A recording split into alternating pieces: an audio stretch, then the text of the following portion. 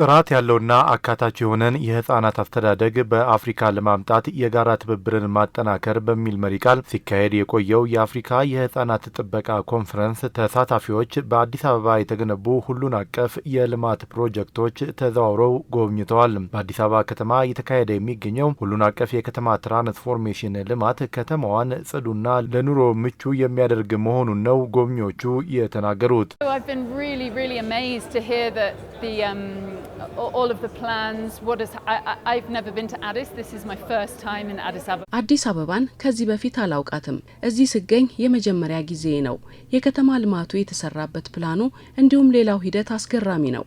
ከተማዋን ቀድመው ከሚያውቋትና ሌሎች ባልደረቦቼ ጋር እንደተረዳሁት የተሰራው የከተማው ትራንስፎርሜሽን ስራ ግዙፍ ነው። 12000 የሚደርሱ የህፃናት መጫወቻ ስፍራዎች በከተማዋ እየተገነቡ መሆናቸውን ተረድቻለሁ። ይህ ትልቅ አቅም ነው። ይህ ሞዴል የሚሆን ስራም ነው።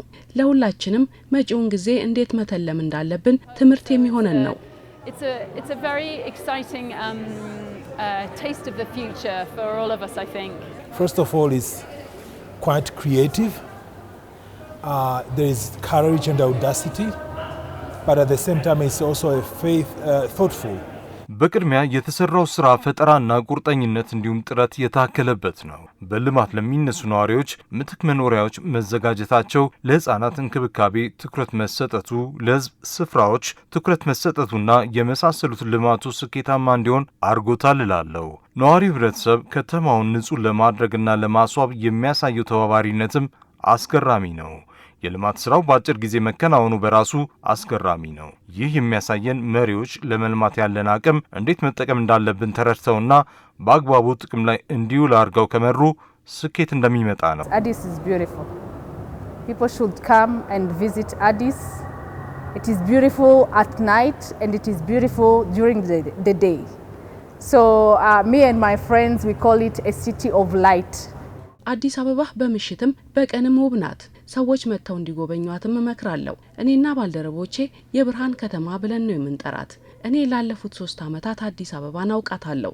መጀመሪያ ወደ ከተማዋ ስገባና አሁን ያለውን ለውጥ ስመለከት ፍጹም አይገናኝም። ከንቲባዋ ይህንን ትልቅ ስራ በስኬት ስላከናወኑ እንኳን ደስ አሎት ማለት ፈልጋለሁ። ስለ ህፃናት እንክብካቤ እየመከርን ባለንበት በዚህ ወቅት ከተሞችን ስናድስና መልሰን ስናለማ እንዴት መሆን እንዳለበት በጉብኝታችን ተምረናል። ለምሳሌ በከተማዋ 12000 የሚደርሱ የህፃናት መጫወቻዎች እየተገነቡ ነው። የተወሰኑትንም ጎብኝተናል። የአድዋ ሙዚየምን ብንመለከት ከአፍሪካ ህብረት የዓመቱ መሪ ቃል ጋር ምን ማለት እንደሆነ እንረዳለን። ሁሉም አባል ሀገራት ከአዲስ አበባ ብዙ ይማራሉ፣ ፍላጎቱም እንዳላቸው ተረድቻለሁ። It brings a lot of meaning to the team of the year of the African Union. Oh wow, this is a wonderful transformation. ይህ በጣም የሚደንቅ ለውጥ ነው። እኔ ከ6 እና 7 ዓመታት በፊት እዚህ ነበርኩ። በየ2 ወር መመላለስ ነበር። አሁን ግን ከ6 ዓመት በኋላ ነው የመጣሁት። የአዲስ አበባን ለውጥ ከምነግር በላይ ለማመን ነው የተቸገርኩት። ከተማዋ ሙሉ በሙሉ ተለውጣለች። መንገዶቿ ሰፍተዋል። በየመንገዱ የህዝብ መጸዳጃዎች አሉ። ከተማዋ ንጹህ ሆናለች። መሰረተ ልማቱ አስደናቂ ነው። ያረጁ ህንጻዎች አይታዩም። ነገር ግን ጥንታዊ ህንጻዎች ታድሰው ተጠብቀው አይቻለሁ። በርካታ አዳዲስ ግንባታዎችም አሉ። ሁሉም ነገር አስደናቂ ነው። የከተማው አመራር ለዚህ ውጤታማ ስራ ሊመሰገን ይገባል። I can say your mayorship really needs to be praised and for this transformation of this city of Addis. የተከናወነው የልማት ስራ የህዝብ ተሳትፎና ተጠቃሚነትን ያረጋገጠ እንዲሁም በየደረጃው የሚገኙ አመራሮች በቁርጠኝነት የመሩት መሆኑ ደግሞ ሌሎች የአፍሪካ ከተሞች በከተማ ልማት ረገድ ልምድ ሊወስዱበት የሚገባ መሆኑን ነው የጉብኝቱ ተሳታፊዎች የተናገሩት። Something I've observed is that you have public toilets now. አንድ የተረዳሁትና ብዙ ያልተነገረለት በከተማዋ የተገነቡ የህዝብ መጸዳጃ ቤቶች ናቸው። ይህ እኔ ከመጣሁበት ዩኬ አካባቢ የተለመደ ቢሆንም በአብዛኛዎቹ የአፍሪካ ከተሞች የለም። ለምሳሌ ለ15 ዓመታት የኖርኩበት ኬንያ ናይሮቢን ብንመለከት ሰዎች በመንገድ ዳር በስፋት ይጸዳዳሉ። ከተማዋን ብዙ ቆሻሻ ይታይባታል።